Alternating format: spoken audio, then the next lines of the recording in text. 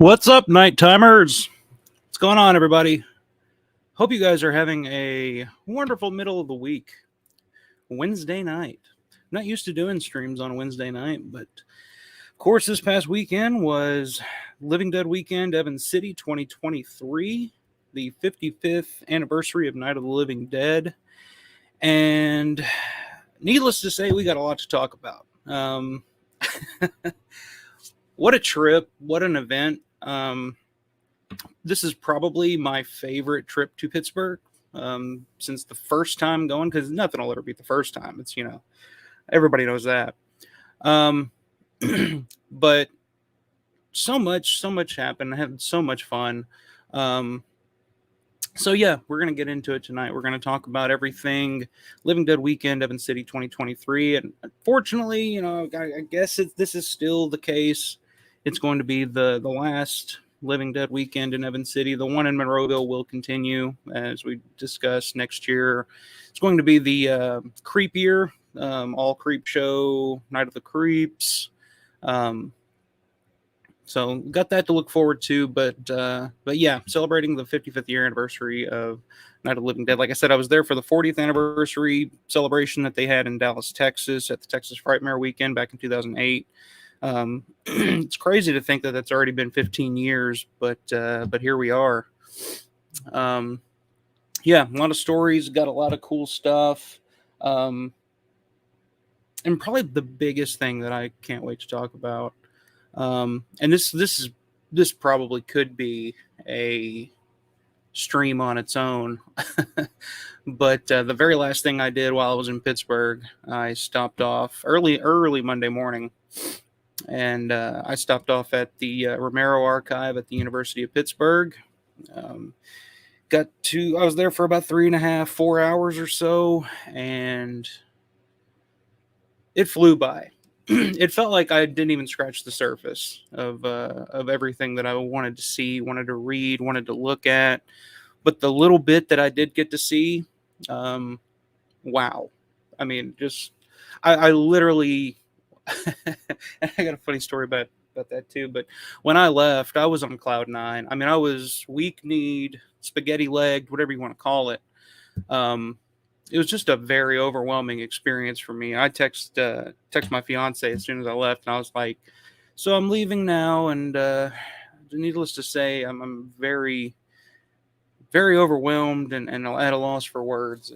So it was a pretty amazing experience. We'll talk about that here in a little bit. That'll be kind of the main event, because that's the last thing I did. But how's everybody doing tonight in the chat? I did get to meet Robert Dobbins and his wife Christina at the event. Hung out with those guys quite a few times and just chatted it up. Talked Romero, talked horror. Awesome meeting you guys. You guys are super, super cool. Hope to see you guys again somewhere down the road. I don't know if you guys are planning on going to the Living Dead Weekend in Monroeville next year.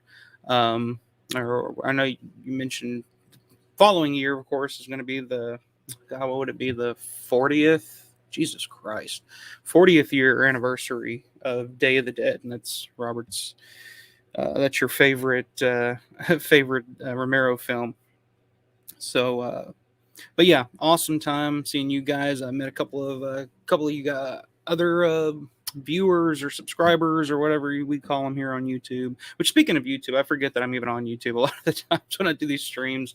And the YouTube thing to do is like and subscribe. So yeah, if you're watching this, make sure you subscribe to the channel, like the video, leave a comment down in the section. I'm very interactive. That's the whole reason I do this channel, guys. I love meeting guys like Robert and guy Jason. I believe his name is Jason. He goes, it's Cleveland Resell, is what his name is here on YouTube. Met him. Met a couple other people. I mean, that's what I love. This is obviously stuff that we can't talk about in our day-to-day lives. I mean, going to something like Living Dead Weekend is it's kind of an escape. It's you're going to Pittsburgh, so for me it's like going to Disneyland. There's something about Pittsburgh, and let me tell you, this trip. I mean, every time I go back to Pittsburgh, I love that city more and more. for numerous reasons. Just not even the city, just the city, but everything surrounding the city. It's like I grew up watching these films, and I became aware of all these towns and all these locations and stuff like that. So now when I'm when I'm there and I'm driving down the highway and I see a billboard for Willard or something, I'm like, Willard. I saw a sign that says Willard. The fucking movie starts playing in my head. It's just an amazing feeling. Um, but uh, but yeah, getting back to my original point, I'm gonna ramble a lot tonight, guys. I apologize ahead of time. There's a lot to talk about. I'm gonna get to here in just a second, but I'm just trying to let everybody get in here who wants to join in and discuss. If you were at the Living Dead weekend, leave me a comment. Let me know. Share some of your experiences, some of your thoughts. Um, got to meet got to finally meet Judith Ridley and Kyra Schoen. I'd never met them before. That was awesome. I did go up to Barbara. I was literally going to call her Barbara O'Day. Judith O'Day's table. Met her back at the 40th anniversary. Hadn't seen her since. And literally, I mean, there's a lot of great Romero related convention guests and stuff that I've met over the years, but I think Judith O'Day might be my favorite. She's just the sweetest, most genuine, just nicest woman. I mean, just it's incredible, and she's like genuinely appreciative of everything. She's just like as blown away by everything as I think anybody else is. Oops. Falling down. Garage door closing. So if you hear that in the background, I apologize. Dogs barking. I got a toddler screaming. So it's a party tonight here, folks, here in southern Indiana. So, but yeah, we'll get into it here in just a second. Let's check the chat, see who's in here tonight. See, Straight Edge Zombie, what's up, my man? 1911 Guitar Dude in the house. Hope Living Dead weekend was awesome. It was, that's for sure. See, Suzanne. Hey, Suzanne Herr. Okay. So that's your name. All right. Got a full name here. Looking forward to hearing about the Living Dead weekend. This ghoul is about to zonk out for the night, though. All right, early bird. Well, good to see you in here. I haven't seen you here in a while. 1911 Guitar Dude. The Iron City Beer Hat is awesome. I need to get one. I know. It's funny. Because I got this shirt as well. It's the B&P trucking shirt. The B&P trucking from Dawn of the Dead. And this is the first time wearing it. First time wearing the hat. I got the hat while I was in Pittsburgh as well. I go downstairs. My fiance is just like, "Oh, is that what you're wearing for the stream tonight?" And I'm like, "Yeah, I look like a fucking kid who just got home from Disneyland with my Mickey Mouse hat and my Goofy shirt or whatever. I'm just." Let's see. Da-da-da. Hey, Robert Dobbins. Robert's in the house. Living Dead weekend is the GOAT. Totally agree. Thank you. Enjoyed your company. I enjoyed yours as well. Definitely be there for the Day of the Dead reunion. And Russ was the sweetest guy I met last weekend. I didn't get to talk to Russ, but Russ is awesome. I met him before. He's always been really, really cool. I do believe, if I remember correctly, hearing this correctly, that this was going to be his last convention appearance ever, which is unfortunate, but I think it's the perfect one to go out on. I mean, just the panel at the end, the very last panel of the event, just kind of his words, his speech, and kind of summing it all up. I mean, I think it's the perfect one for him to go out on, which it's unfortunate. If it is, because he's been a convention regular for many, many years. But yeah, man, you can't beat just the fact. It's amazing on one respect, of all the people that we've lost from Night of the Living Dead. I mean, from George Romero on down, and the fact that these people are still here and we can still let them know how much we appreciate them and let them know, how much that they've affected us. Their work has affected us over the years is a special thing, and I hope to hell there's going to be a 60th. I'm sure there will, but man, you never know what's going to happen between now and then. So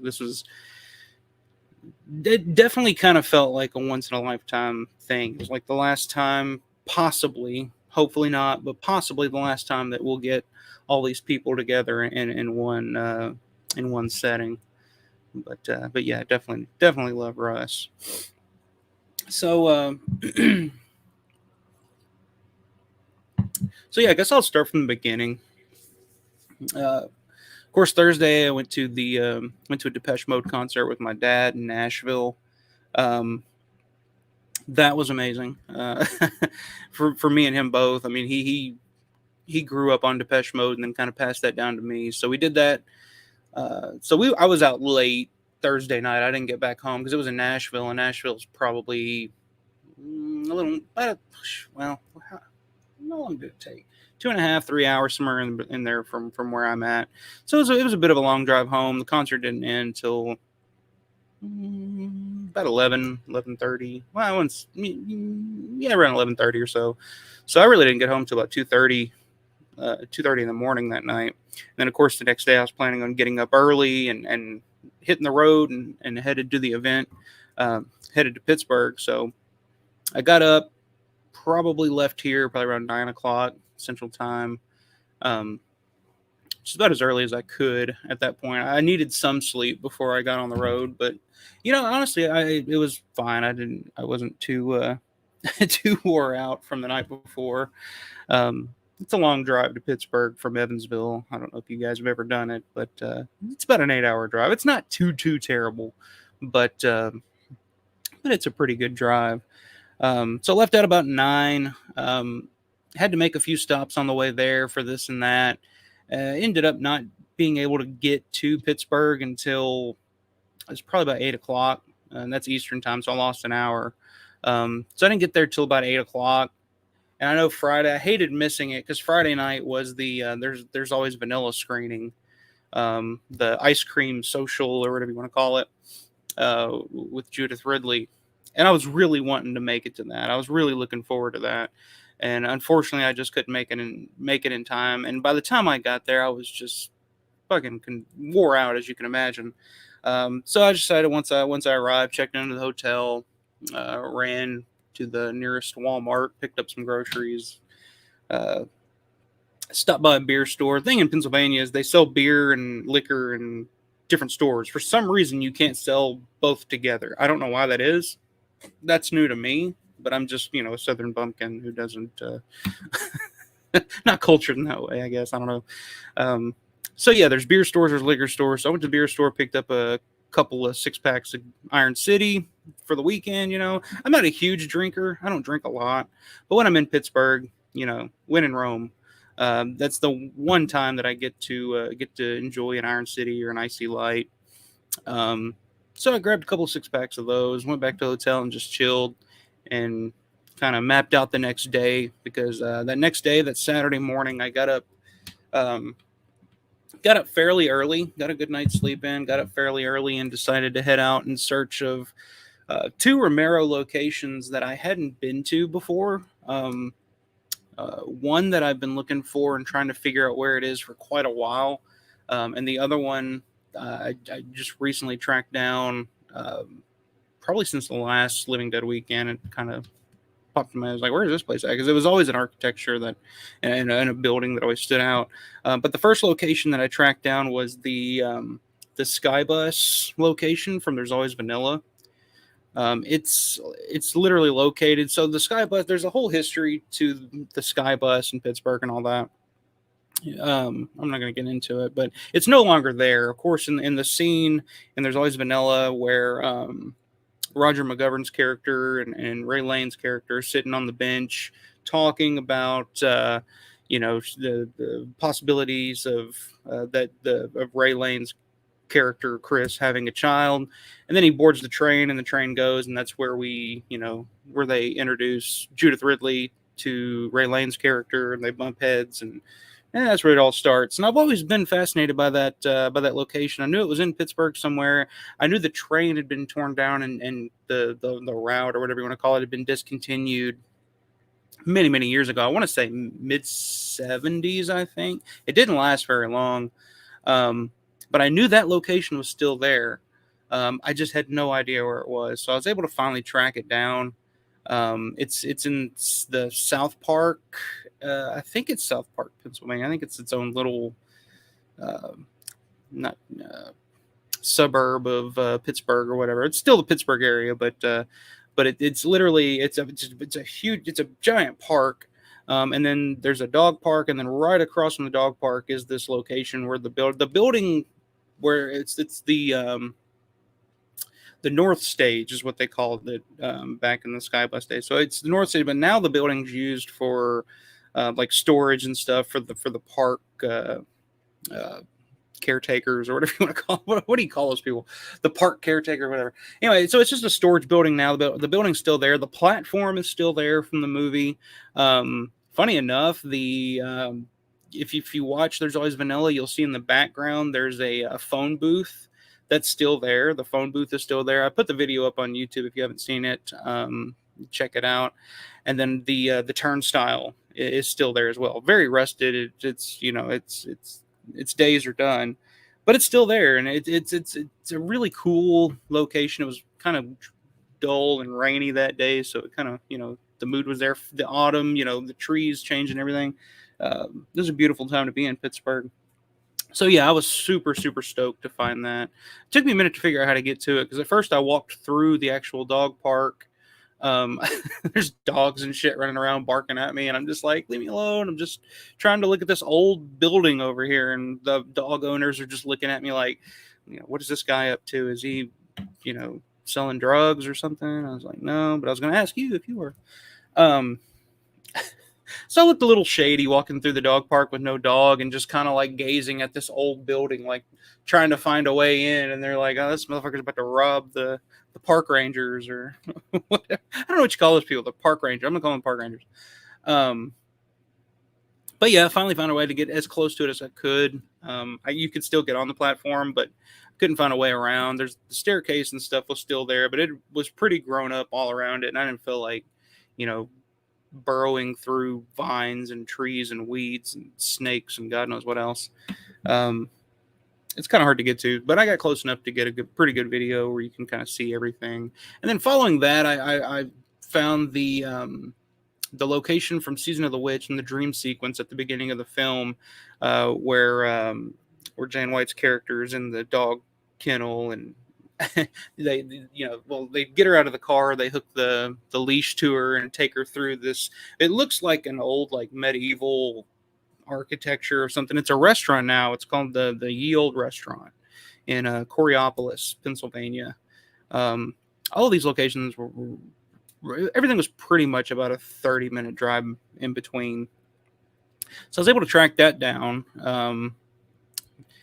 That was a pretty cool location. I love the architecture in that place. I mean, the building itself is beautiful. There's something about it that just feels creepy. There's something about that period of architecture with I don't know how to explain it, but it just reminds me of those it reminds me of the 70s. It reminds me of the 60s. It reminds me of that period there, and those really cheap bad horror movies that came out around that time. Yeah, I don't know how to explain it, but so yeah, I was able to track that down. Of course, I don't think they were open at the time, but there were some people inside working, and I'm pretty sure they were staring at me through the window, wondering like, "The fuck's this guy?" I mean, I don't know if they thought I was trying to buy the place or scout the place out or what, but then I wouldn't, no hassles, nobody bothers you.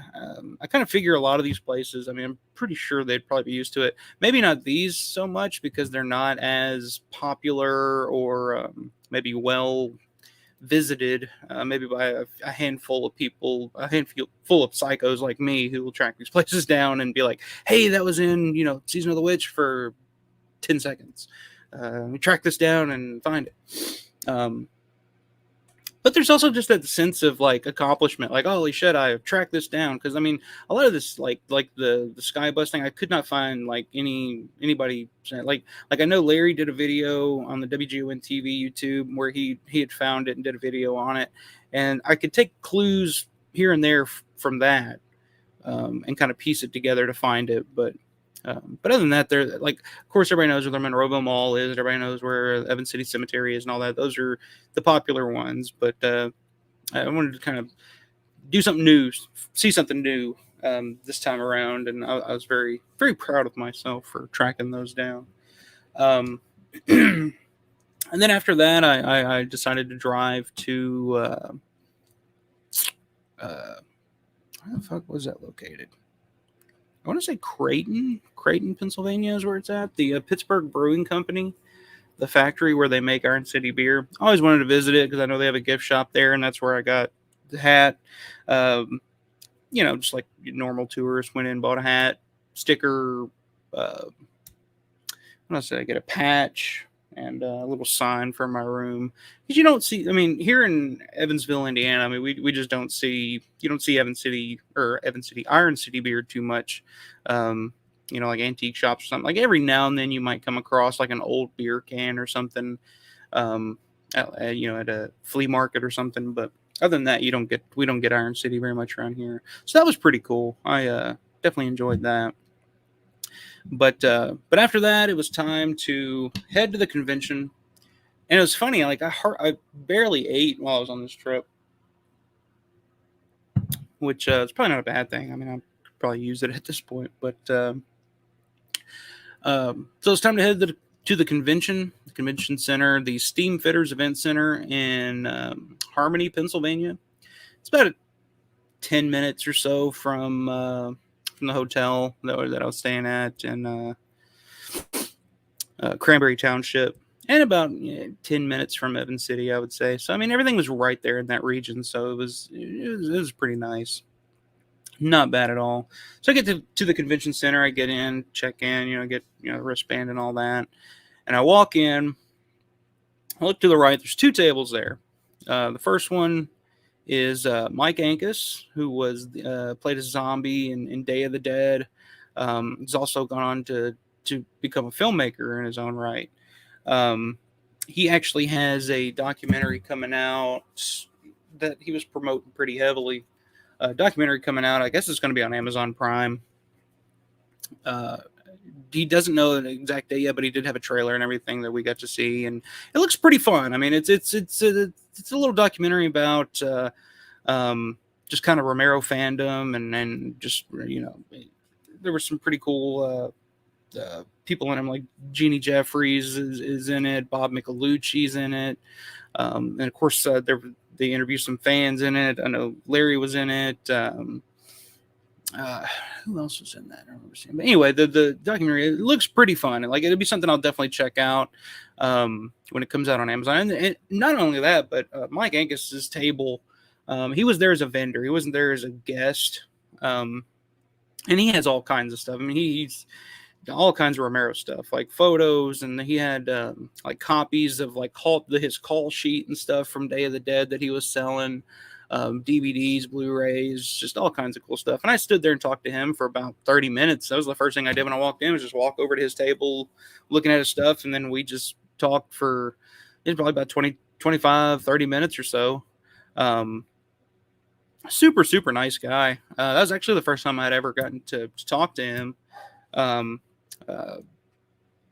Who else was sitting? I think Michael Tommaso was sitting there as well. It was the zombie in Day of the Dead with the football jersey on, the mailbox zombie, I think is what they call him. So I talked to him for about 25, 30 minutes or so. I mean, that was really cool. But then like right next to him, and I didn't know that he was going to be there. I would have brought something for him to sign, which we'll get to that here in a second. But he had plenty to sign, let me tell you. But right next to Mike Ankus, right when you walk in, is Eugene Clark. Big Daddy himself was there, not as a guest, but as a vendor. And it's a very smart move. I mean, and he's there in full makeup, full Big Daddy makeup, full, outfit and everything. I mean, he was there as Big Daddy. A table set up. I mean, he had posters and toys and T-shirts and everything that you could put Big Daddy on. He had it. So I walk over to his table. This isn't immediately after talking to Mike Ankus. I walked over to his table, looked around. He was busy with some other people. I mean, dude was. I'll say this: Big Daddy is Big Daddy. Eugene Clark is a hell of a salesman. These conventions, vending at these conventions as Big Daddy, pretty fucking brilliant, I gotta say. So he was pretty busy a lot of the weekend that I went up. So I went up to his table. I saw he had, and of course, if you remember, we like I have a mouse in my pocket. I reviewed, and you guys listened and hopefully enjoyed it. Um, the Eugene Clark CD Love Letters, As Long as I Give. And that was so fun because I mean, just I didn't know what the hell to expect when I listened to that thing, and there's a lot of it that I can do without, but there were a few bangers on it, as the kids say. So I went up to his table. He was finally clear. I mean, there was, I think the lady that was there before me had just this like pile of shit, like action figures, T-shirt, posters. I mean, everything. I mean, she was she spent quite a bit of good money on that. So when she left, I walked over to the table and looked, and this, just later in the day, I think. It was definitely the same day. It was definitely Saturday, but it was a little later in the day. I go back to his table. I look. The CDs are gone. He had CDs of one of his other albums that he had done. I think it was like a contemporary Christian album or something that he had done.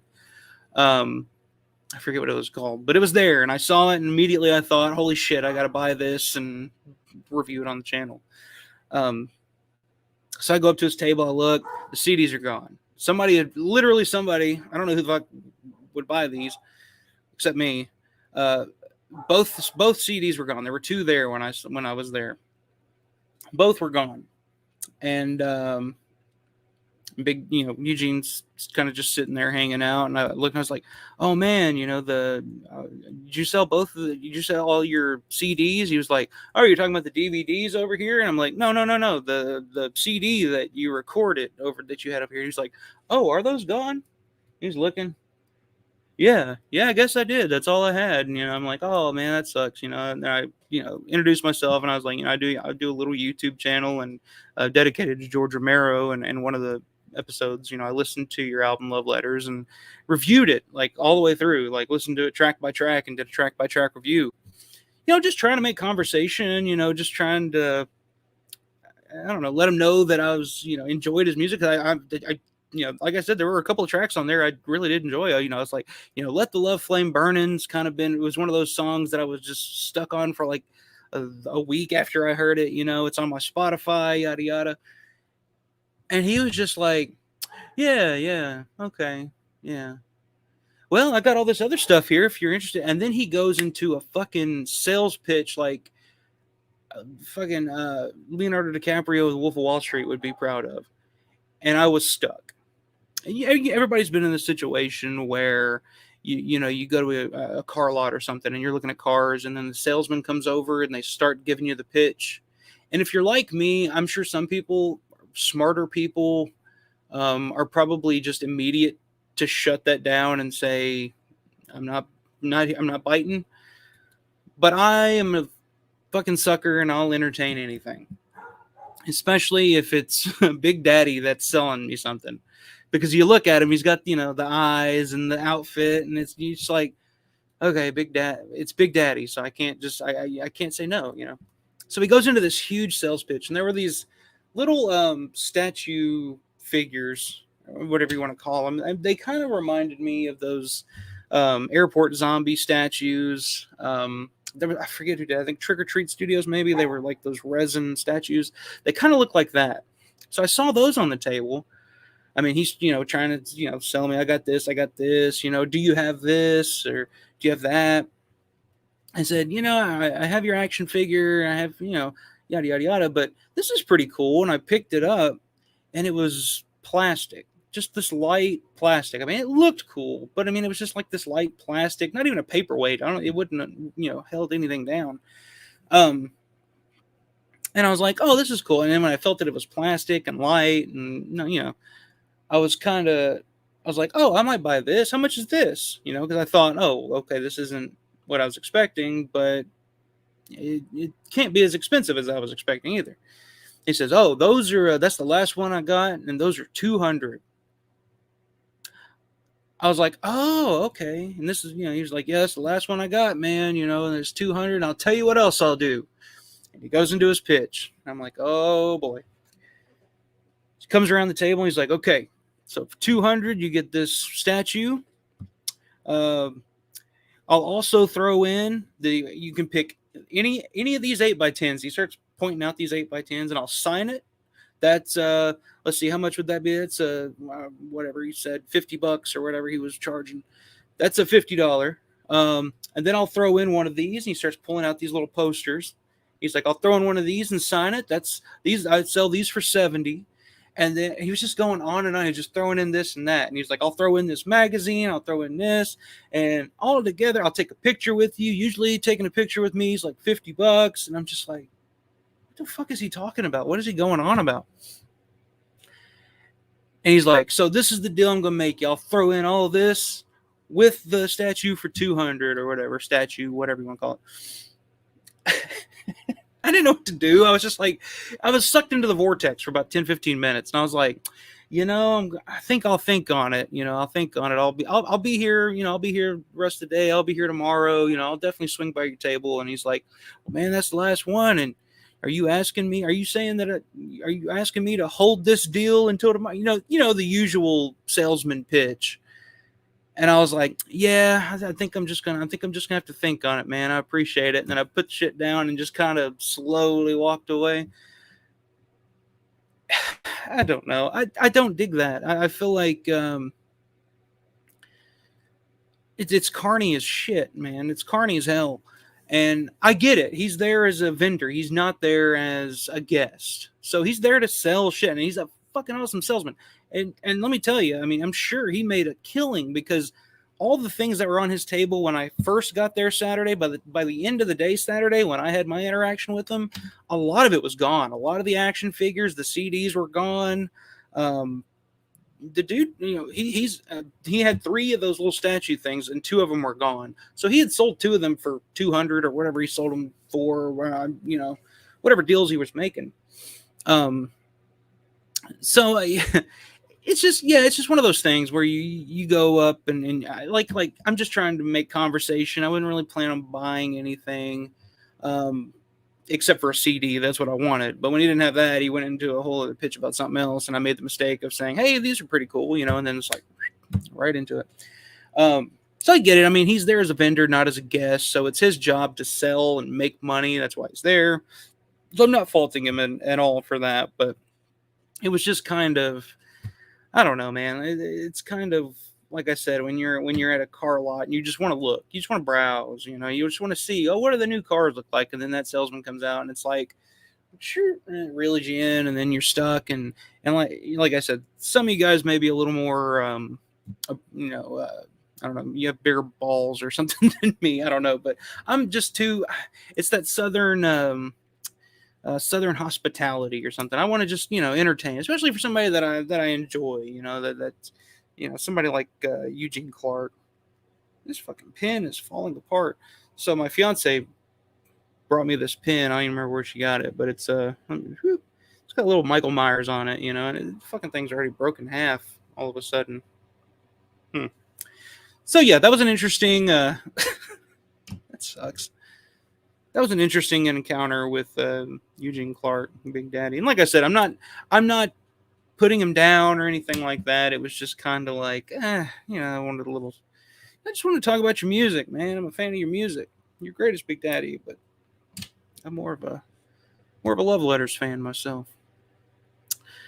Let's see. Comment. Zombie Grease is in the house. What's up, man? Lots of horror anniversaries these next few years. We had Night, Dawn, and Halloween this year. Texas Chainsaw next, and Jaws in 25. Yeah. It's crazy to think how old a lot of these movies are now. I mean, Night 55, Dawn 45, Halloween 45.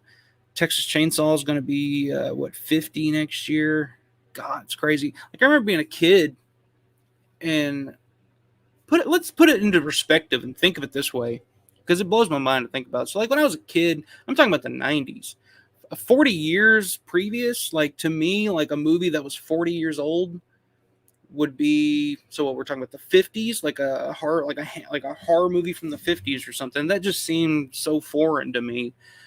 Which is another thing. At Living Dead weekend, I saw a lot of kids. I mean, Russ Striner, one of the coolest parts was that at the very end, I forget the kid's name. Kid was cool as shit. Um, he actually like did like a drawing for Russ Striner. You know, it's got like, they're coming to get you, Barbara. It's got the trowel on it, and I was the kid obviously knew the movie, had seen the movie, and I think he was like 7. I think Russ said. And he brought Russ, and it you can tell it really affected Russ Striner to get that, and just kind of to try to wrap your head around the fact that this movie that's now 55 years old still plays and still attracts kids. And it's not fucking Finding Nemo or something, but it's still something that a kid of that age can watch. I couldn't, like, when I was 7 years old. If I was 7 years old and you try to put me down, like sit me down and make me watch, um, the I don't know what movies are from the 50s, the original Fly or something. I don't know, but I would just be like, nah, I can't watch this. This is fucking boring. I don't want to watch this. There's no gore. What is this? But it's still, it still registers for a lot of kids. And like I said, I saw quite a few young people. One that was at pretty much every panel that I was at. There was a girl, I think, I'm guessing probably 18, 19 years old. Just loved zombie movies, Dawn of the Dead shirt, really engaged in like every panel. I mean, she was very engaged in it, and it's just super cool to see. It gives me hope that the youth will carry it on into the future. Zombie Grease, the Exorcist anniversary this year, since it was released Christmas Day '73. Yep, that's right, Christmas Day. What a great day to release the Exorcist on. Perfect. And Zombie Grease, we cut our teeth on the Universal Classic Monster Shock Theater on Saturday night. Yeah, see, I'm a little younger than that. We didn't like a lot. Honestly, I'm gonna be honest with you guys. A lot of the Universal movies, the old Universal movies, I have not seen yet. Just for the reasons that I've talked about. There's to me, there's a gap. It's like, so to me, it starts Night of the Living Dead. Anything pre Night of the Living Dead, it's sometimes hard for me to go back and watch, wrap my head around. There's stuff pre Night of the Living Dead that I love. Peeping Tom, Psycho, Freaks. I love Todd Browning's Freaks. That's one of the all time greats. But a lot of that stuff, it's harder for me to go back and want to rewatch that when there's so much, from the '70s and '80s that I still haven't seen. So, but little confession on my part. So yeah, I got notes here, so I don't try to forget anything. So yeah, Eugene Clark, talked about him. Some of the vendors. I ran into Larry on Saturday. That was one of the first guys I ran into. He had a booth there with all kinds of just great stuff. He had those the light boxes with the Dawn of the Dead film strips and stuff in them. Those look so good. I was really debating getting them, but I was trying not to spend too much money since I spent a shitload of money back in June, and I'm trying not to go bankrupt here. But Larry did have, I'll do a little show and tell here, this collection of videotapes. Let's see.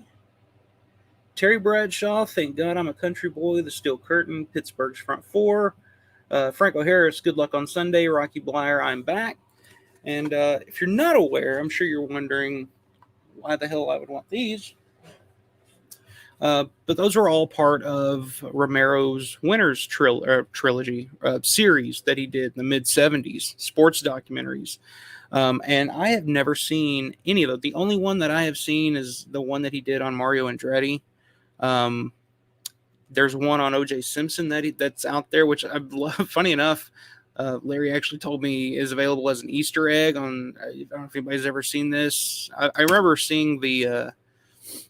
This pen keeps falling apart. I remember seeing the DVD at like video stores and shit of the Bogus Witch Project with the Pauly Shore, but apparently it's an Easter egg on that, the O.J. Simpson Juices on the Loose documentary that Romero did. But I'd never seen any of those, and I was really quick to take those off his hands, so I finally have a chance to sit down and watch those. Anything Romero I'm going to watch. I am a football fan, obviously, but I'm not the biggest Steelers fan. Grande, if you watch, maybe something you'd probably be interested in, are the Steelers sports talks that I got here. But very, very cool. Very excited to see those. Talk to Larry. We had pretty good conversation. I mean, Larry's just kind of guy that's like me. It's like you get us started on Romero, and then it's like we can just go. you know, we've talked about maybe trying to get him on the show at some point. I think that would be pretty pretty cool for you guys because I mean this Romero historian's not even the word for it.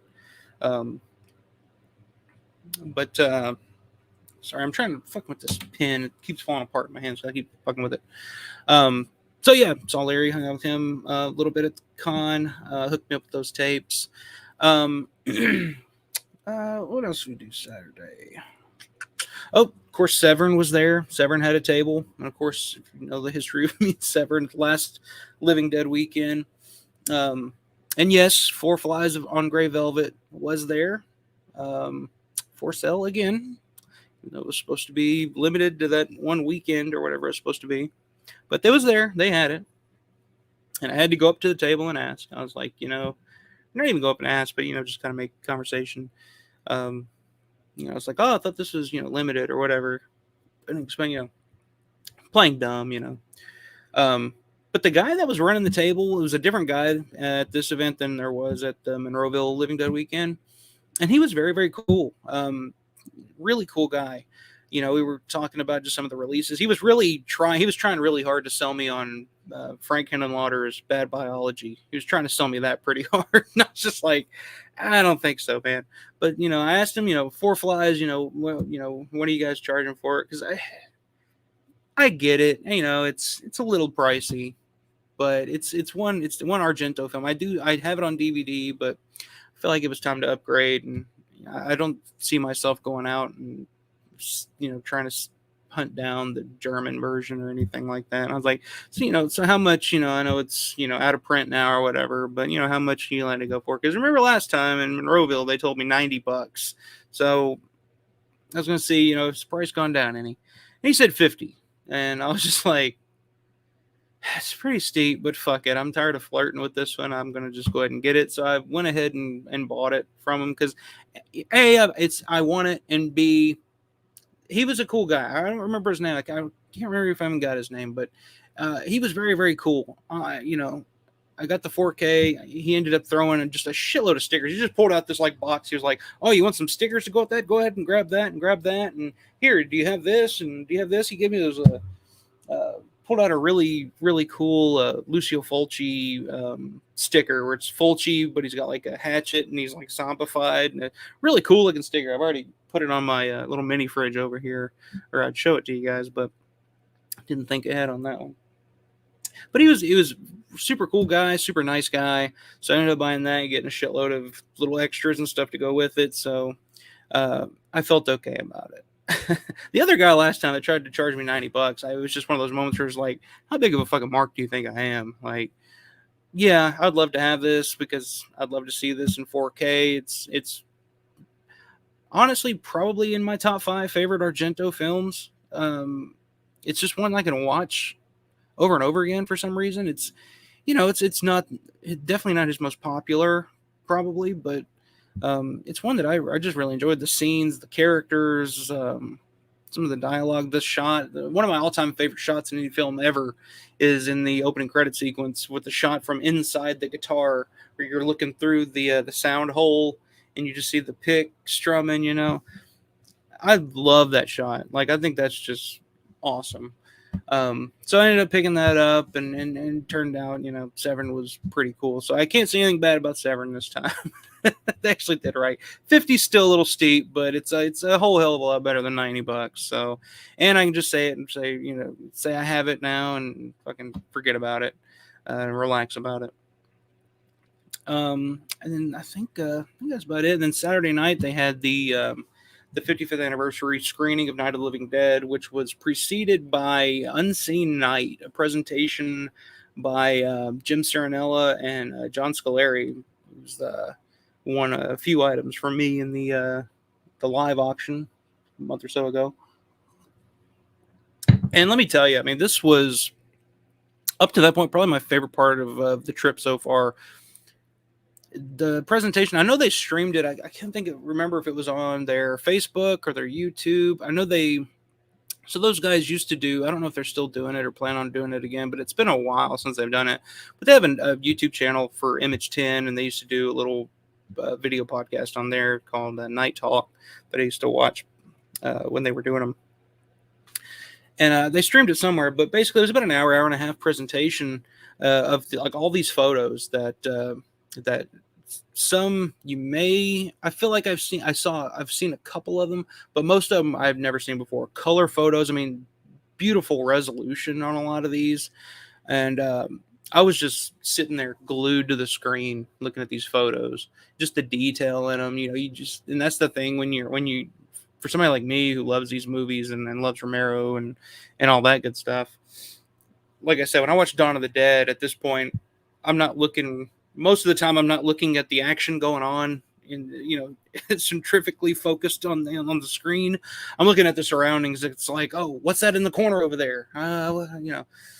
So looking at these photos was just a fucking wet dream for me. And there was one in particular that stuck with me. And like I said, if I can find, I'll look up the link because I know they did live stream it. I'll look up the link and try to put it in the description down here at some point. But there was one photo in there. It was the Cooper family photo, is what I call it. And there's something about it was just like so perfect to me. So in the photo, it's Helen Cooper, Harry Cooper, Karen Cooper down in the basement, and of course Helen Cooper sitting there behind. So Karen's laid out in front. Harry's kind of bent over, kind of checking on her. He's very concerned. He's got that very concerned look on his face, and Helen's just sitting there, just kind of staring off into space. Hair's a mess. It looks like they may have taken this photo after the scene where Helen gets grabbed through the windows and all the boards and stuff, where her hair's a mess, and she just looks done with everything. She's just worn the fuck out. And I was just looking at this photo and I was just mesmerized. I was like, this is the stuff of like memes and shit now. It's like the Cooper family photo, and it's like the Coopers in the corner, and the text, and it's just like this perfect shot of all three of them, and it encapsulated so much of like their characters. Like Helen was just done with everything. She was at her wits' end. Like, by the end of the film, she's just, she's had it. She comes out walking, holding her head. It's like, is it 3:00 yet? That type. And Harry, I mean, of course, Harry, I mean, yeah, Harry Cooper was an asshole, but I mean, to me, he was just a guy that was desperate to protect his daughter. He may have not loved Helen Cooper anymore, and they may not have loved each other anymore, but he was a man that loved his daughter. And you can see the concern on his face in this photo, and he's like checking on her, and of course Karen's there, fucking out of it.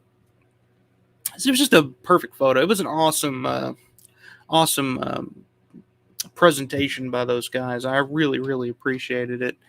And so then after that, they screened Night of the Living Dead, the Criterion restoration of Night of the Living Dead.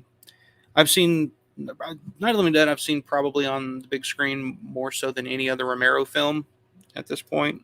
I'd say that's fairly accurate. A fairly accurate statement, but it's just awesome to see it. I like sitting in a crowd full of people who love the film just as much as you do. I do talk about all the time going to the movies to see, Romero films, Dawn of the Dead, Night of the Living Dead, whatever, and seeing it with an audience and trying to pick out, who hasn't seen it before. But in this situation, everybody had pretty much seen the film and loved the film as much as I did, and it was really, really enjoyable. So that's kind of how we wrapped up. I think Saturday night after the screening, I went back to the hotel, sat down at the hotel bar, had a couple of scotches, just to kind of nightcap, kind of end the day on a good note, and went back to the room and called it a night. So that was Saturday. Busy day, but very rewarding. See, Jimmy G's in the house. What's up, man? Didn't go to the convention, but rather visited the popular areas from the movies. Stayed in Cranberry. Cool, busy suburb, but everything seemed to shut down at exactly 9 p.m. So you didn't end up going to the convention. I was wondering if I was going to see you there, man. Um, so why didn't you go to the convention? Why didn't you check that out? You could at least gone one day. What all did you visit from the area? Let me ask you that. What all did you see? Robert Dobbins pissed next to Big Daddy. That was cool. A memory you can cherish for the rest of your life. One that you can take home and tell your grandkids one day. It's like, kids, I pissed next to Big Daddy once upon a time. The one and only Eugene Clark, baby. So,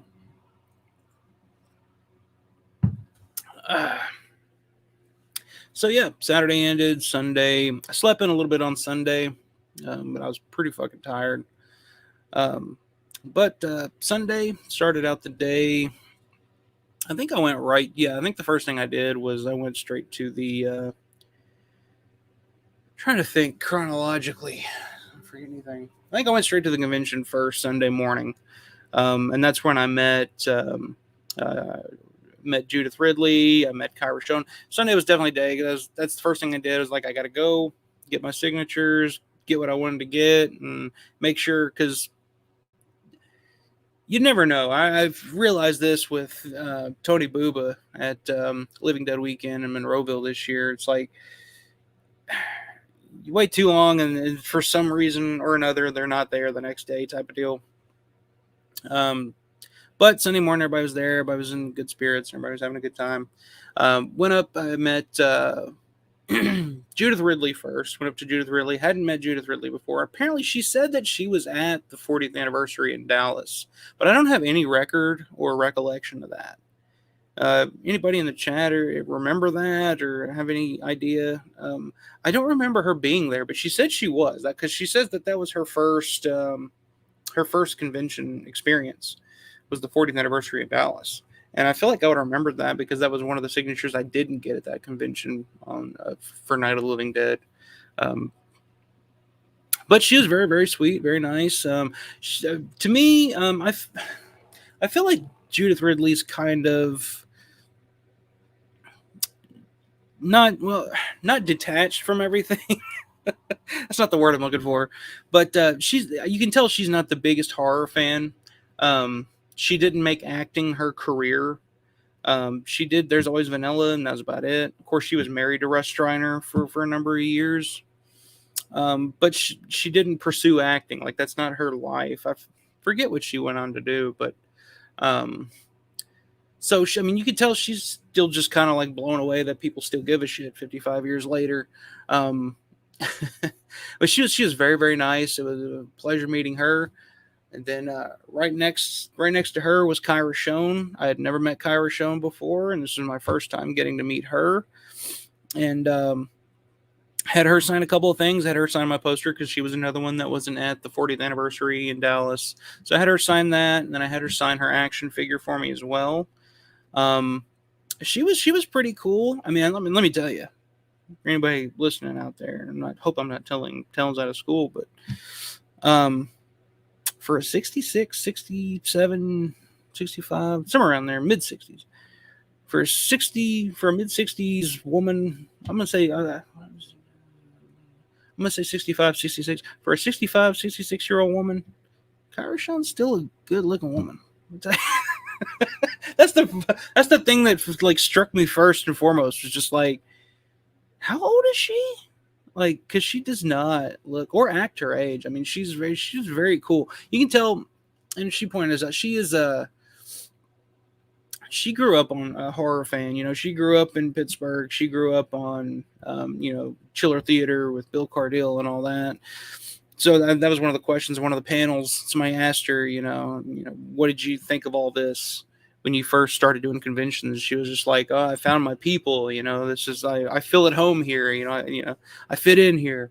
So that's cool. Definitely a difference between her and Judith Ridley in that point, because I don't think Judith Ridley likes horror, cares about horror, or anything like that. But um, don't get me wrong, she's still very appreciative and all that. Just but you can tell she's just kind of like, wow, kind of like who is it that's always kind of like that? That's just like, I don't understand why you people care. Still see me. Uh, who was like that I met? I forget, but there was somebody I met once upon a time. I don't remember if it was a Romero related guest or somebody else, but just completely dumbfounded that anybody still gave a shit. Um, the only thing about Kyra, though, I don't know. Like I said, this is the first time I've met her, so maybe this is just her demeanor or something. But she did seem a little down, maybe not as into it, maybe as one would hope. I did notice that she was one of the first to kind of pack up and head out on Sunday. So I don't know if she was just not feeling well or just not in the mood, which, trust me, I get it. Like, I understand. I couldn't imagine like sitting somewhere for 3 days. I'm sure, you're making money, you're having, and it's people coming up to you all the time and telling you how much they enjoy you and how much they like you, which is cool. But I'm sure after a while, especially on a Sunday, it may have just been the last day of a convention. You're pretty worn out. I think everybody that goes is pretty worn out. I think pretty much everybody, all the guests, are pretty tired. I mean, it's been a pretty long weekend, so yeah, that could have been it. But I kind of got the vibe that she was just kind of, I don't know, down in spirits or something like that on Sunday. Just, you could tell she was probably just kind of tired, but she wasn't rude or anything like that. But you could definitely see she was just kind of like, just kind of, just kind of hanging on that one last day, which I don't think she does a whole lot of conventions. I know she does. She does some here and there. I've seen her around, but she's not she's not John Russo. We'll just say that John Russo will show up to any convention. I mean, John Russo is very much like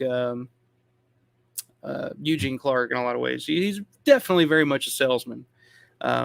Carney is what I refer to it as. And I don't like John. John. When I met John, he was super super nice to me, so I got nothing against him. But you can definitely tell that he's just he's there to make some money and sell his tchotchkes, type of guy.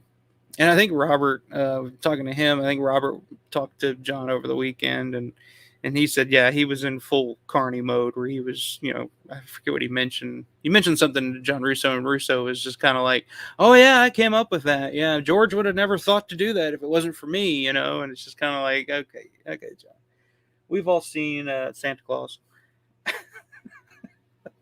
No offense. I kind of want to go back and rewatch Santa Claus, but maybe I'll do that maybe that'll be like a Christmas time watch along. We'll do a watch along of Santa Claus. Anyway, I'm completely off fucking rails here. So yeah, met Kyra Schoen, and then had to go and meet Judith O'Dea again. And of course, I told the story about meeting Judith O'Dea at the Texas Frightmare Weekend in 2008. What a just nice lady! What a great experience it was.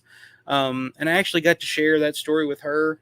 Because like I said, it's 15 years later, and it's funny. I went up to her table, and I was actually, the line you walk up, and I'm going to ask you something that I guarantee you never thought in a million years that you would have been asked 55 years ago, and that's, can you sign your action figure for me? And she was like, no, but she loved that action figure. She was totally blown away by it.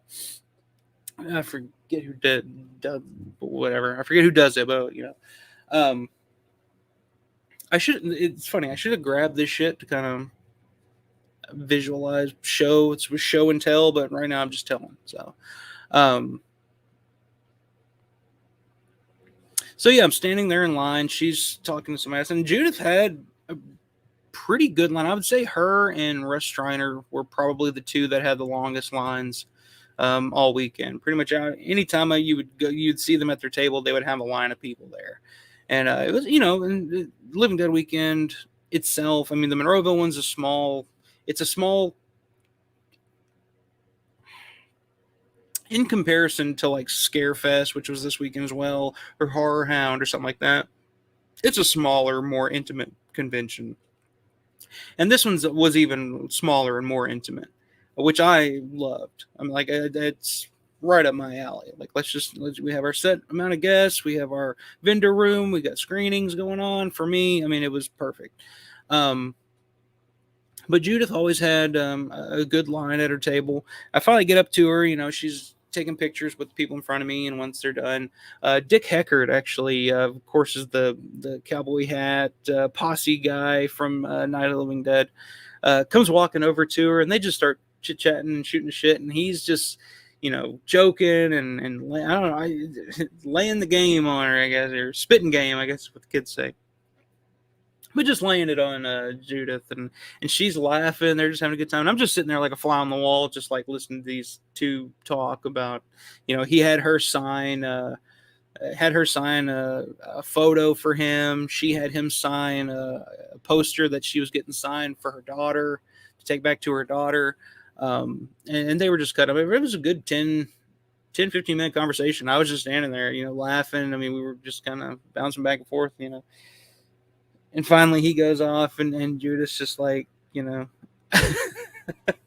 she's like, that guy's nuts, or not that guy's nuts, but just whatever.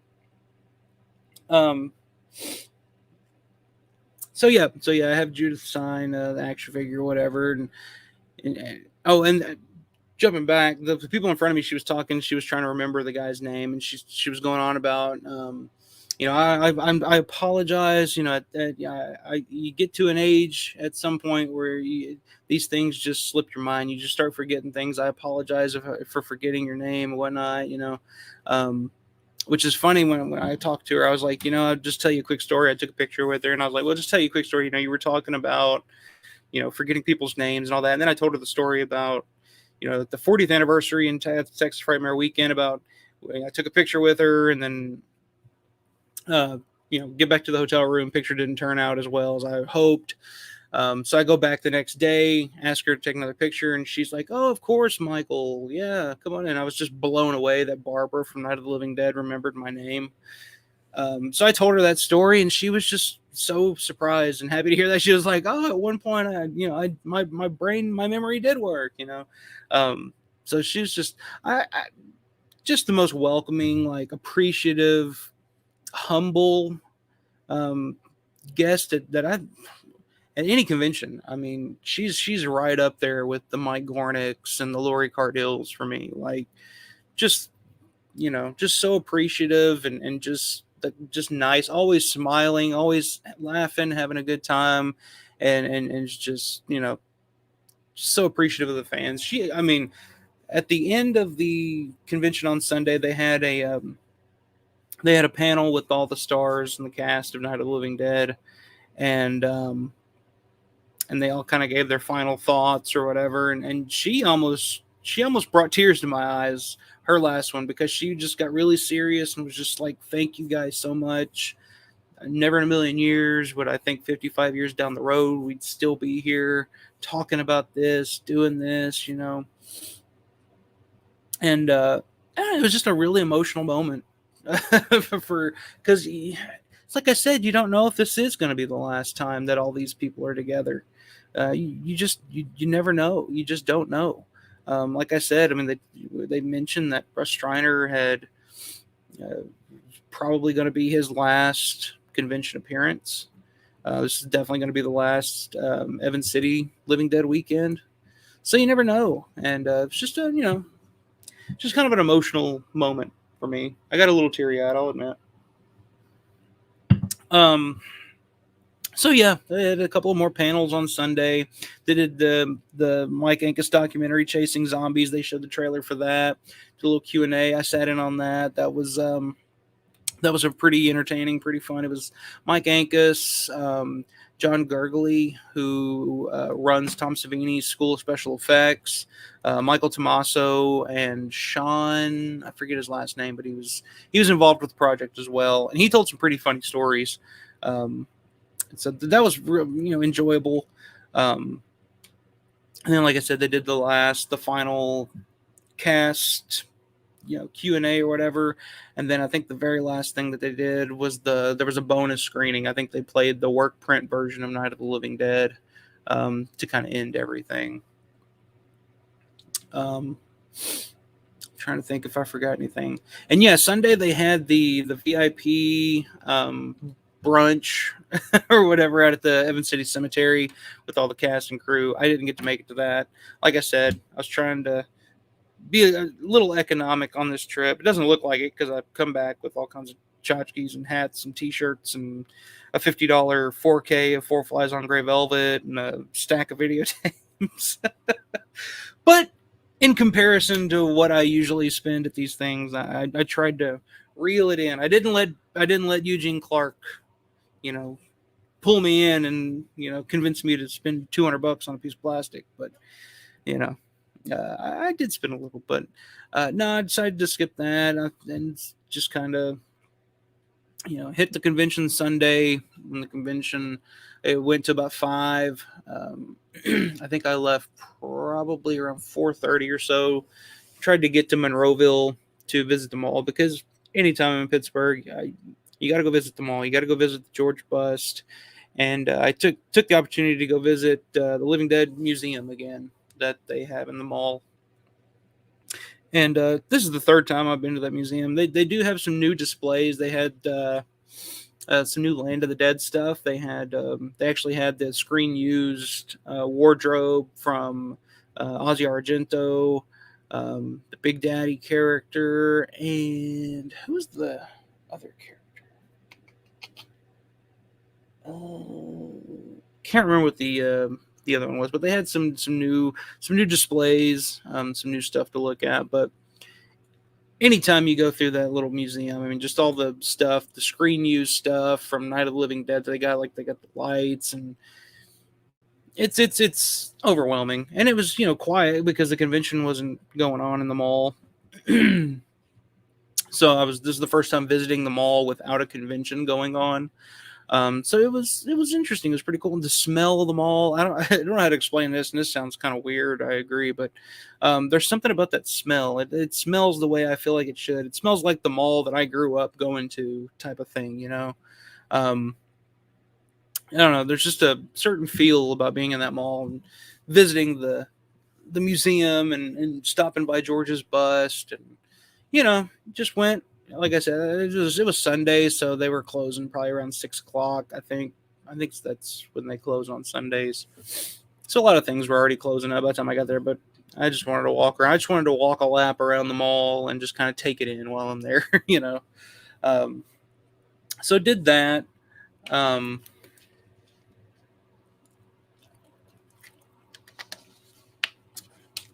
Then I had to end the trip, or end the day. Went to the original Primanti Brothers, downtown Market Street, or whatever they want to call it. Market Square, whatever they call it. I forget which street it's on. I always have to look it up, but it's in downtown. It's the original Primanti Brothers location. Went in there, and of course Sunday the Steelers were playing. They were playing the Rams. So I walk in, sit at the bar, the counter, not the bar, I guess, but the counter, order a sandwich and a beer, and we're watching the Steelers game. And I was actually incentivized to cheer for the Steelers as well. I'm not a Steelers fan, but I was cheering for the Steelers because in my fantasy football league, buddy of mine that I'm playing this week, pretty much has the entire Rams offense on his team. Like he had Stafford, Matthew Stafford. He had Darrell, what's his name? Darrell Henderson, Puka Nacua, Cooper Kupp. Yeah, he literally has the entire Rams offense. So I found myself sitting in Primanti Brothers in downtown Pittsburgh, drinking an Iron City beer, eating a sandwich, surrounded by Steelers fans, watching the Steelers on screen and cheering for the Steelers. It was it was as much of a Pittsburgh experience as you could get, but it was awesome. I loved it. And like I said, if you guys haven't tried Primanti Brothers, you got to try it next time you're in the Pittsburgh area. It's fucking delicious. So yeah, did that, left there. By the time I left there, it was dark. I was kind of tired.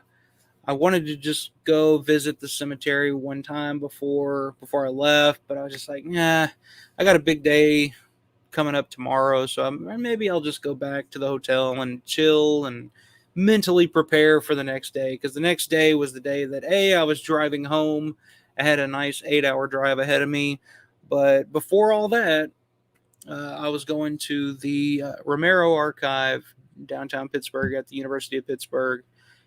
And I needed some time to kind of mentally prepare for that because I didn't know what to expect. I've never, you know, never been to the University of Pittsburgh, never been to the archive, never, and I had to get up early for that. I had to be there at 9 o'clock. So, of course, me, deathly afraid of being late, especially for something like this. I get up super early Monday morning, get dressed, go down, able to catch breakfast, grab a bagel and a cup of coffee, pack my bags, drop my key off, and I'm fucking headed to Pittsburgh. And of course, early morning Pittsburgh traffic on a Monday, you hit that, so that put me back a little bit. So I felt like rushed, running late, losing my mind. Oh my God, I'm not going to make it. I'm going to be late for my appointment or whatever, which I don't think they care if you're a little late or whatever. But for me, like, I was freaking out because I'm like, oh, they're going to tell me to leave because I'm late or whatever.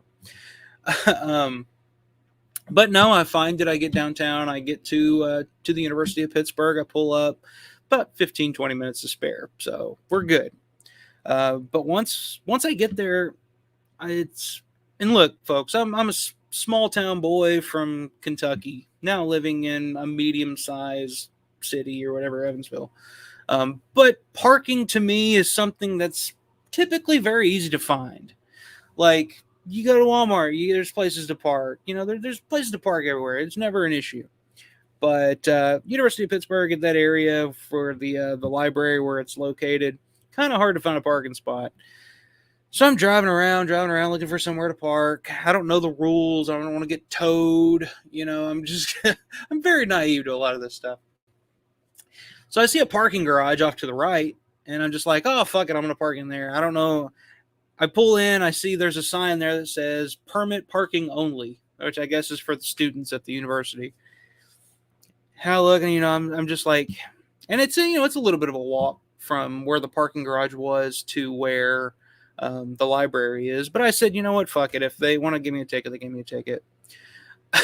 So I pull into the parking garage, park, get out quickly, beeline towards the library, trying to make my appointment or whatever. Which I did happen to get a nice little souvenir from the University of Pittsburgh for this. Let me see. Yeah, here we go. Parking. I don't want to give my personal information here, but yeah, I got a nice little parking ticket for parking in that without a permit. But you know what? It was $35, and I figure I paid $35 to see what I saw, and that's a bargain. So fuck it, I'll pay $35 just to find somewhere to park my goddamn vehicle. So yeah, got that nice little souvenir to remember everything by. So yeah, I get to, and this could really be a stream all on its own. Just some of the stuff that I read, some of the stuff that I got to look at. It's amazing. I didn't even scratch the surface on everything that they have there. But I go in, I'm saying, hey, I have a 9 o'clock appointment to view some stuff from the Romero archive. Bug. So they send me to the right spot. I get there. And of course, they're doing construction all over the goddamn building, everywhere, on every end of the building. But on one end specifically, where they're literally just jackhammering the shit out of whatever they're doing outside. It's loud, let me tell you. And it just so happens that that's the side of the building where the archive is, and that's where the reading room is, where you would go to read this and look at the stuff.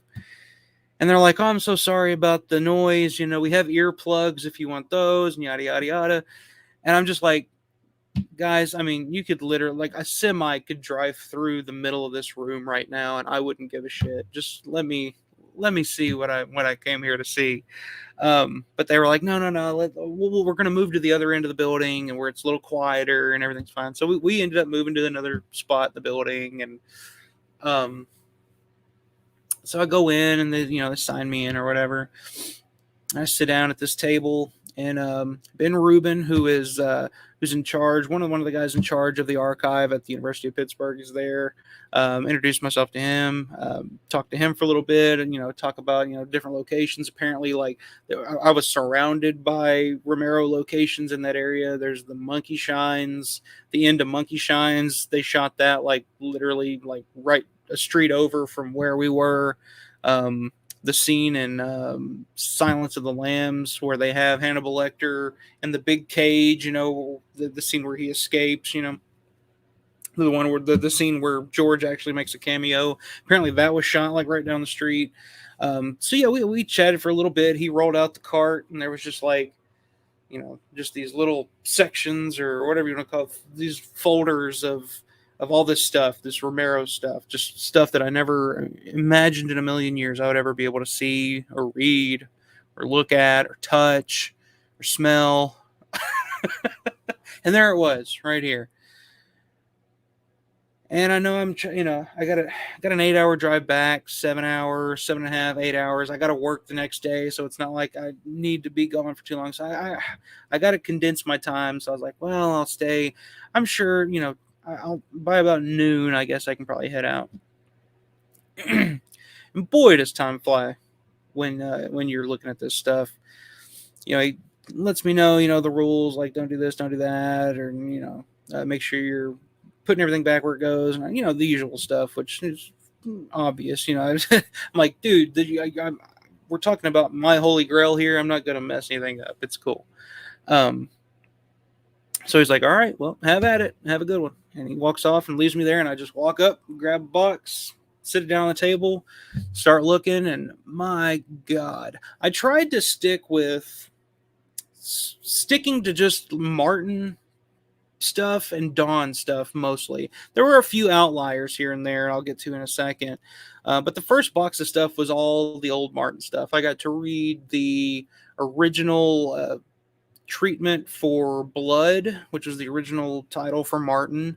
The original screenplay for Martin, which was titled Blood. Let me tell you, that screenplay was a fucking Bible.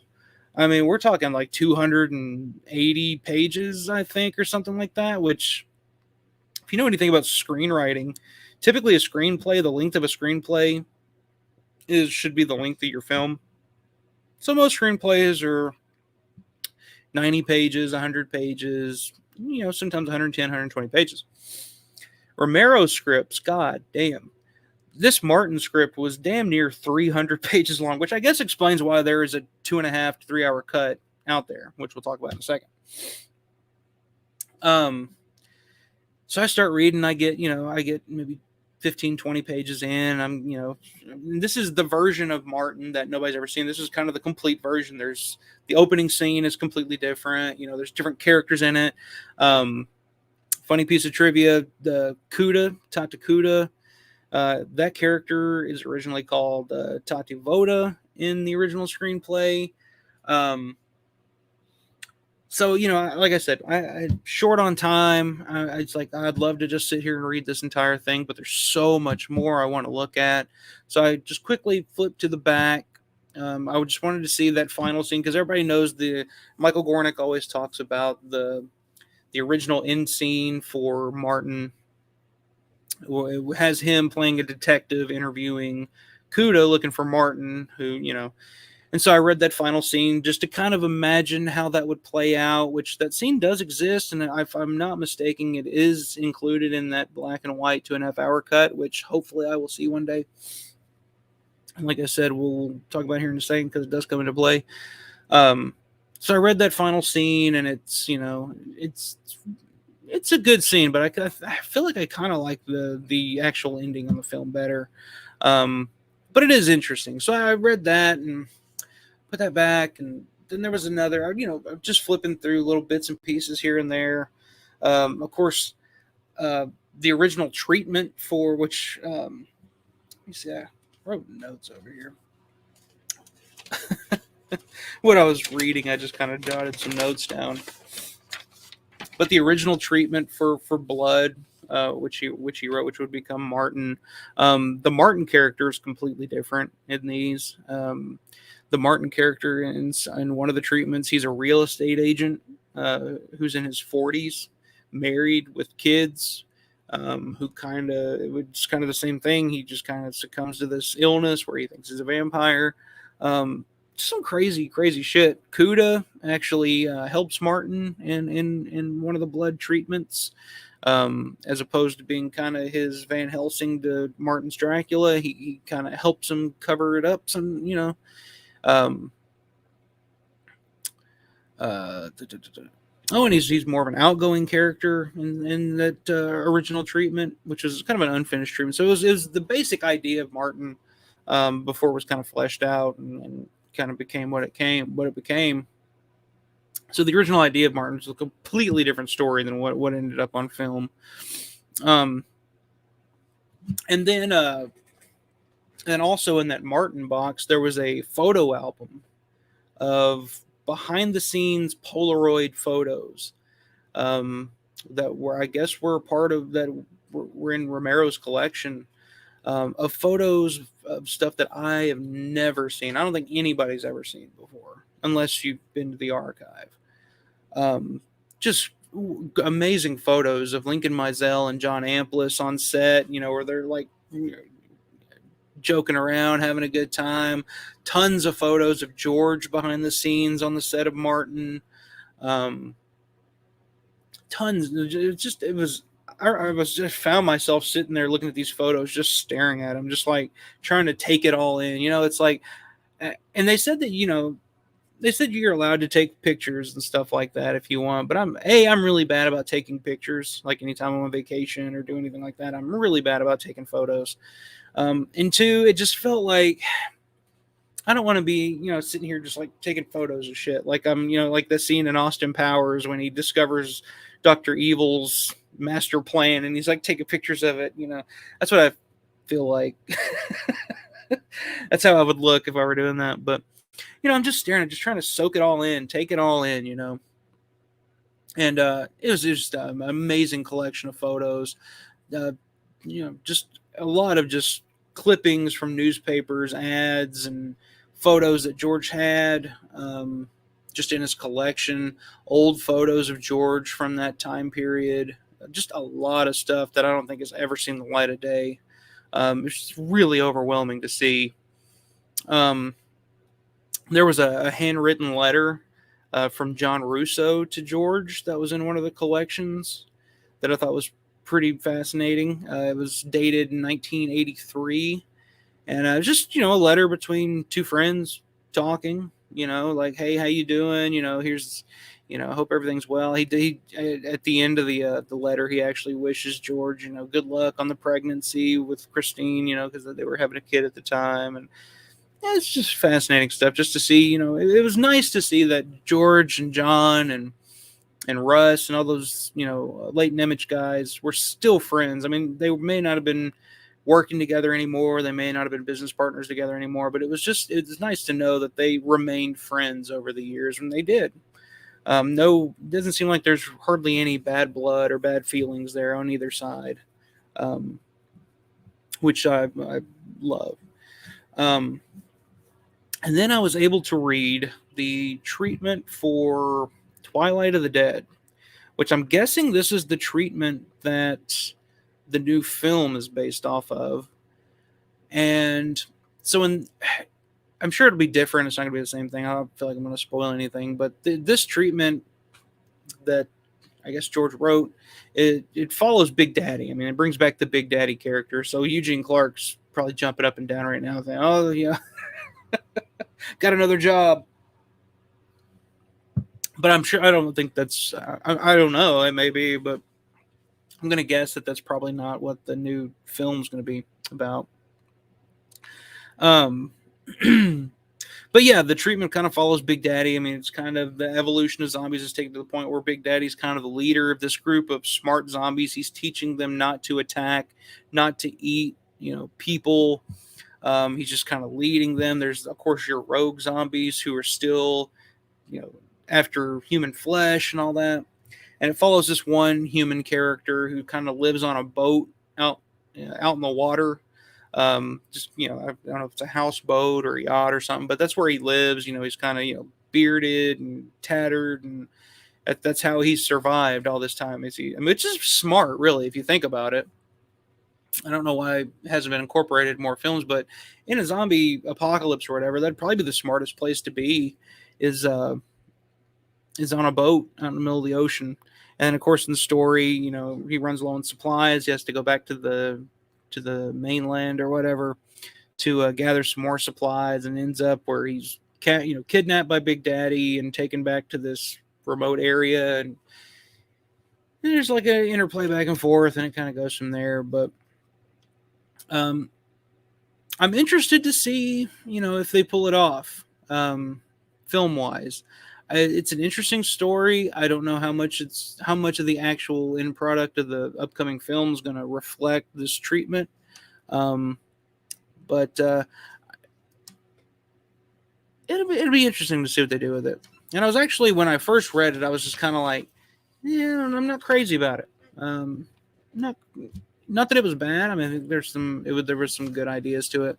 But I wasn't that crazy about it until I read the original first draft treatment of Dawn of the Dead. This is mind-blowing. This is definitely something I could spend an entire stream talking about, but just to give the basic ideas of what George's original vision of Dawn of the Dead was going to be. Yes, it takes place in a mall. The only characters from the finished film that are in this version of Dawn of the Dead is Steve and Fran, who in this version her name is Frances. And they live in the mall. And basically the idea is they live in the mall. That's how they survive. Steven, they kind of come down from the top of the mall, kind of like in the movie. They come down and Steven gets supplies and all that good stuff from the mall. But here's the kicker. This is something I can dig into at a later date. But so in this original version of Dawn of the Dead that George Romero wrote, mid-70s, I want to say 75, I think, is when he did it. The zombies are already smart in this version of Dawn of the Dead. They drive cars in this version of Dawn of the Dead. They communicate telepathically in this version of Dawn of the Dead.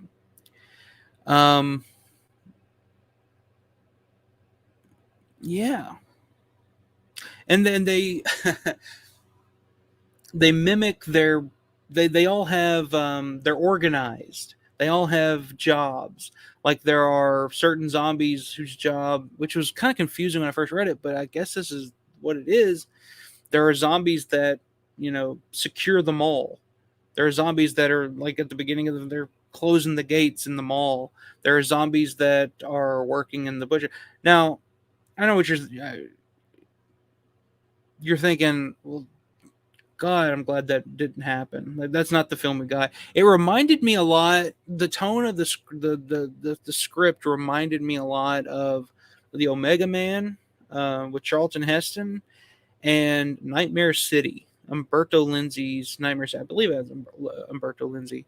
Nightmare City, aka City of the Walking Dead. It really reminded me of that. There is a leader of the zombie type of character in this screenplay, which is only referred to as the One-Eyed Man in this story. It's a zombie who is missing an eye, but he's like he it sounds like I'm making this up, but I swear to God I'm not. He's chauffeured around in a limousine. He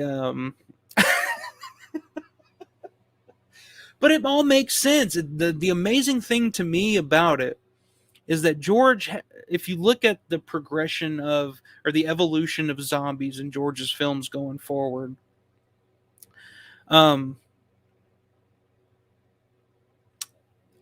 the ideas were there already in 75. And you have to remember, you kind of got to erase everything that we know now of what a zombie is or what a zombie is supposed to be did not exist when George wrote the script. So I don't even think George really he knew where he wanted to go with these monsters, with these creatures. He knew the progression, the evolution, that they would get smarter, that they would fall, they would organize, and they would do all the stuff that we would go on to see starting in Day of the Dead, through Land of the Dead, all the way to Survival of the Dead when they're riding fucking horses.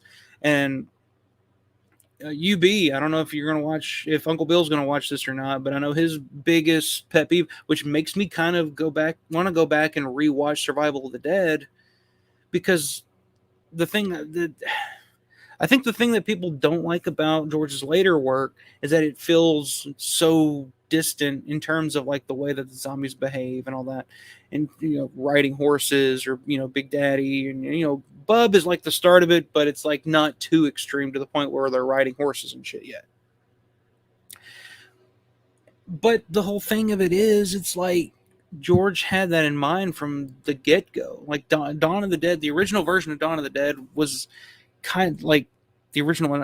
I'm not going to say the original version, because it was literally just the first draft of a treatment of an idea that George had. But the idea was there that these creatures were going, and of course he's going off of Night of the Living Dead, where but the idea in Dawn of the Dead is that they were gaining intelligence, they were overtaking the world, they were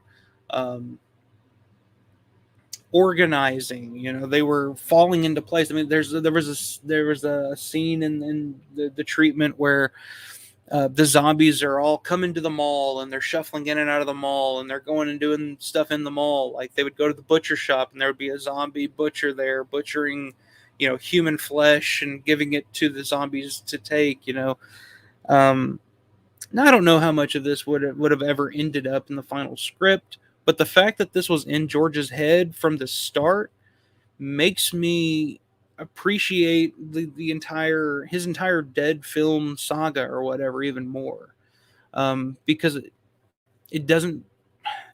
I guess to me, like in the later years, it kind of felt like he was just kind of, yeah, they do this and they do that, because he just kind of got bored with the whole concept. But no, I mean, this was George's vision from the start. I think the only difference is he just kind of realized that he could do more than one of these and make it more like a trilogy or whatever, and kind of draw it out, instead of saying, we're going from Night of the Living Dead to Dawn of the Dead. And Dawn of the Dead, it basically, it fast forwarded to where we ended up by, Land of the Dead or so.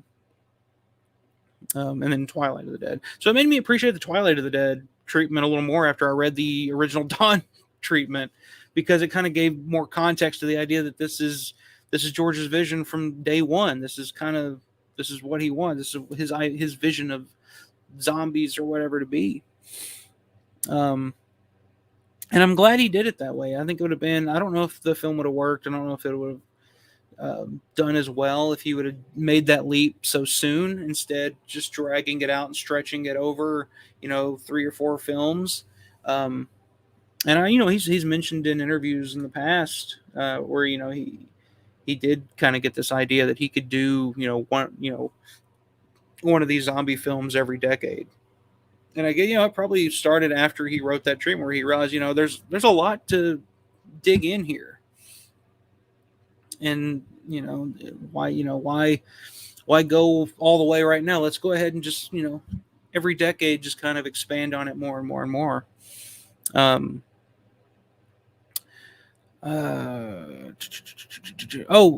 Some zombies can read minds in the film as well, so I just wanted to point it out. So yeah, it was like all the usual zombie rules and tropes that we all grew up with and we're all aware of, completely out the window. It's just completely fascinating. Like I said, I walked out of there just mind blown. I was just like, wow, just put a whole new perspective and a whole new way of looking at things on my end. And I will say one of the things that stayed in that stayed with what Dawn of the Dead eventually became, the film that we all know and love now. The one thing from that original treatment that kind of stayed is a lot of the TV stuff. So like in this version, like the world is pretty much over. There's no TV or anything anymore, and Steven's kind of trying to archive all these, just to keep records of it. For the future, just kind of keep record of when everything went to shit. And so he's kind of archiving all this video footage of like the TV talk shows and stuff. And a lot of the dialogue and a lot of the dialogue from Richard France, Dr. Rausch, his character in Dawn of the Dead is in the original treatment. Um, a lot of the ideas, and then they it really plays into it more because um, pretty much, and it was only 89 pages. I know it ends at, I don't know how long the actual treatment was. I don't know where the rest of the treatment was, or if George even finished it. I don't even know. He may have just got to that point because there's no ending to it. To the treatment that I read, there's no ending to it. So George may have just got to a point and said, I'm going to restart. We're going to do something else. But this was the kind of the origin of Dawn of the Dead, so to speak. But yeah, a lot of the TV stuff, a lot of the interview stuff, a lot of the Richard France dialogue is in that treatment. So that's one of the things that George liked and stuck with and put into all the future drafts and what Dawn of the Dead eventually became. Zombies sleep too in the script too, so zombies slept in the script. So it was just mind blowing. It was just a completely different film than what I was expecting. It took me a few times to go back and read, because like when you're reading the screen, you're reading it and you're like, and then Steven, jumps through the grates and he runs through the mall and he looks around the corner and there's a zombie closing the gates. One of the guards is closing the gates and you're like, wait a minute, what? The zombies are closing the gates? Okay. But yeah, you just got to remind yourself, it's like zombie lore, the idea of what we have is flesh eating. I mean, like even in Night of the Living Dead, a lot of the rules are not there. Bill Heinzman is a fairly fast zombie in Night of the Living Dead. Kyra Shone, Karen Cooper as a zombie stabs her mother to death with a trowel or whatever you want to call it.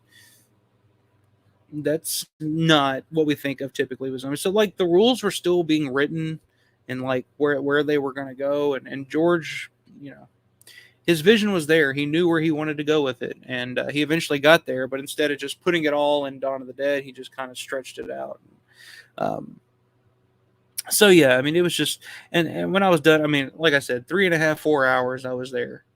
I wanted to leave at noon, but I ended up staying till 1. I talked, but you're reading through the screen. I read all 89 pages of that Dawn treatment. By the time I was done, my head it was a whirlwind of just like, what the fuck did I just read? Like what? And on top of that, we're talking about the Martin behind the scenes photos and the original screenplay and the original treatment for Martin, and I'm just trying to process everything, and I couldn't. It was hard to stand up. But the last thing I'll talk about with this trip to the archive that I thought was kind of interesting.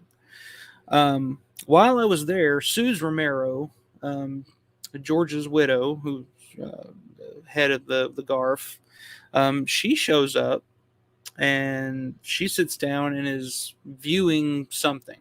She's watching something. I didn't know what. I didn't want to say anything or be like, "Hey, what are you watching over here?" But I kind of get the feeling she was viewing the 2.5-hour black and white cut of Martin for the first time.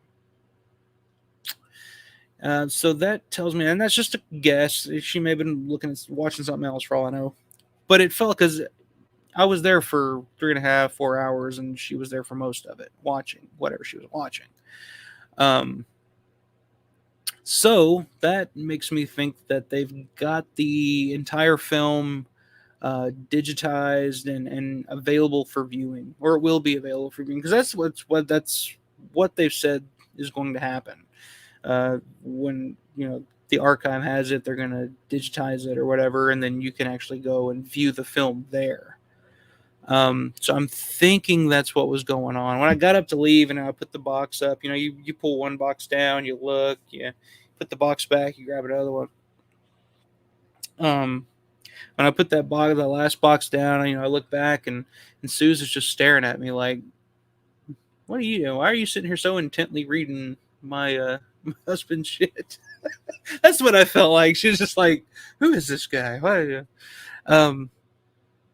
So yeah, 12:30, 12:45 rolled around, and I was just like, God, I could just sit here. I literally could sit there for an entire weekend probably, and but I think my head would probably explode if I did that, to be honest. Um, so, like I said, I barely scratched the surface with what I got to look at, but what I did get to look at, I left. I left that library. I left University of Pittsburgh just in a daze. Like I was just like, oh boy, now I got to drive 8 hours back home with all of this shit swirling in my head. But I made it. I got home.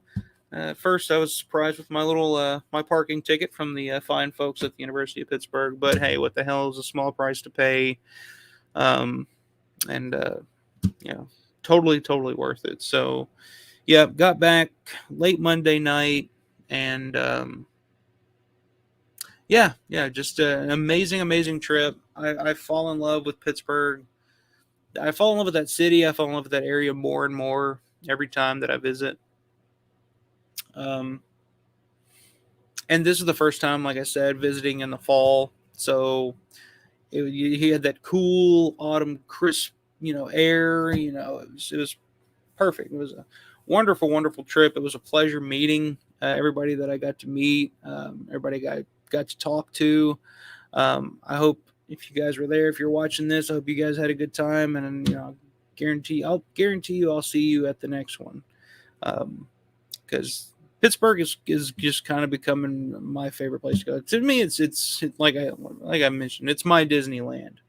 If you give me the option of going to Disneyland or going to Pittsburgh, and there doesn't even have to be anything going on. Just, hey, you want to go to Pittsburgh? Sure, that's where I want to be. Just something about it. I swear, every time I'm there, I always think, oh man, I fucking love this city, because I do. It's just a wonderful place, and everybody there's so nice. Everybody's, I've never. That's the thing about like big, when you grow up in a small town in Kentucky, you kind of grow up thinking like, oh, people in big cities up north are all rude and assholes, and some of them they are. I've been to Chicago before, but I've never had that issue with Pittsburgh. Most people that I run into or talk to in Pittsburgh are really cool, really nice people. So yeah, had a blast. Like I said, can't wait to do it again, because I guess the next one will be next June. It's the Creep Year, celebrating the Creep Show and Night of the Creeps, and Creep Show 2. So that'll be the Living Dead weekend in Monroeville next year. June, I want to say 7th through the 9th, but I'm not sure. So don't hold me to that. But yeah, wonderful trip, wonderful stream. I appreciate everybody checking this out tonight. I'm gonna get off here. I'm about talked to death at this point, but like I said, I had a lot to talk about. I don't think I missed anything. I think I pretty much hit all of my talking points. Yeah, I think I got it. Next stream, though, it's going to be Halloween night. We're going to be doing a watch along. Like I said, and I'll be totally blunt here. I've never seen the Tales from the Dark Side series. I've been meaning to, but it's just like, yeah, him and Hall, and I don't feel like it. I don't want to, because it's hard for me to get into watch any fucking show. Like I mentioned, it's hard for me to sit down and invest time in a show. But I'm going to start coming up this Tuesday, Halloween night, Tales from the Dark Side, Season 1, Episode 1, Trick or Treat, co-written by George A. Romero. So we're going to check that out. And to be honest, I have seen this episode before. It's been a little bit, but I have seen it before. So this will not be the first time. But everything after this one, I haven't seen. So we're going to watch this first one live, celebrating Halloween on Halloween night, watching Trick or Treat, the first pilot episode of Tales from the Dark Side. And we're gonna have a little fun that night. So make sure you join in on that. And should be a good time. So I'm looking forward to that. And I have some other shows, some other ideas coming. It's going to be a busy November, I think. Um, not only is this the 55th year anniversary of Night of the Living Dead, but it is also the 50th anniversary of the Crazies. So I want to spend some time before the end of the year really digging in and talking about the Crazies, because the Crazies is one of my favorite Romero films. I love the Crazies. And talking to Larry over the weekend, we talked a little bit about the Crazies, and he, big Crazies fan as well, big Romero fan, obviously. And he had some pretty cool inside information about the Crazies. So yeah, it kind of got me in the mood to kind of want to go back and revisit the Crazies and kind of celebrate it as well. It was kind of unfortunate we didn't have any guests or anything at this year's Living Dead weekend for the Crazies. It would have been nice to, Richard France, Lynn Lowry. Yeah. That's the thing about the Crazies is you can't really think of too many people who really do conventions that were a part of the Crazies anymore. I mean, Richard Liberty passed away, obviously. Will McMillan has passed away. Trying to think. I think Lane Carroll's done a convention before. I think she may have done one of the early Evan City shows, if I'm not mistaken. But anyway, so yeah, I just want to do a little celebration of the Crazies as well at some point. Really dig into that, because that's a movie that I really haven't spent a lot of time talking about in depth either. So maybe we'll do that as well. But yeah, I think that'll be it for me tonight. I appreciate everybody checking this out. Like I said, stay tuned. More stuff to come.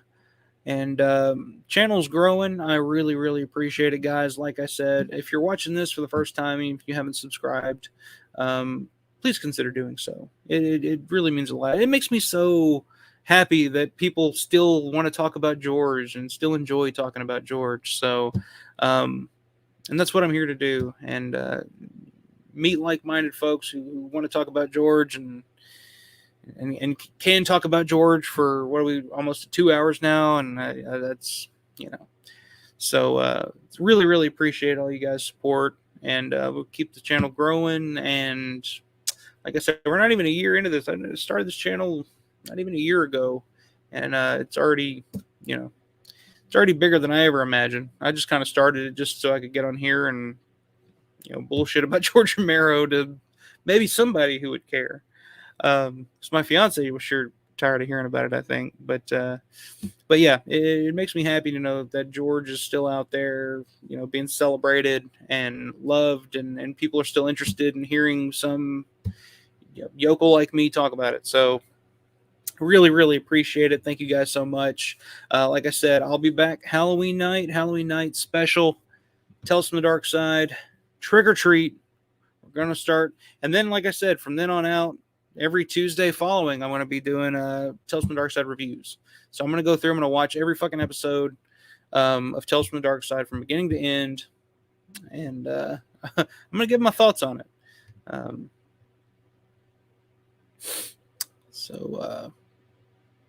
Let's see. Anything else I'm missing before I head out? So yeah, that'll be it for me tonight, guys.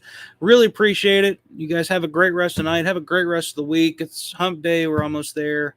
So, and Halloween's right around the corner. So, hey, let's watch some scary movies and eat some candy corn or whatever you guys like. Yeah, I don't know if you guys are big candy corn folks or not.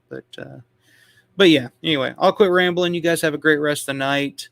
And as always, as a great man once said, stay scared.